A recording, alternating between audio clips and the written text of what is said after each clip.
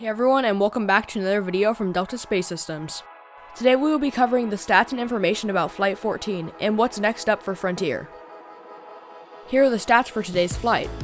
The wet mass was 590 grams, it flew an Aerotech F-23 motor, and the apogee was 54 meters above ground level. Upon liftoff, there is one major issue that caused Frontier to pitch over. That issue is a small thrust vector control misalignment. This caused the rocket to pitch over because the TVC mount was slightly angled from the Z-axis vector going up through the rocket at launch.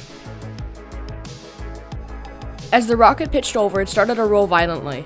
Eventually, the control system couldn't keep up, so the flight commander called an abort and armed the parachutes for deployment.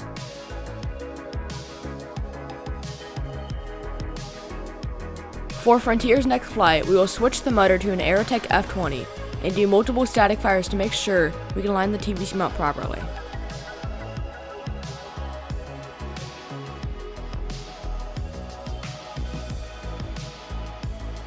Even though this flight failed in similar fashion to Flight 12, hopefully with the new changes, we should have a perfect flight next time.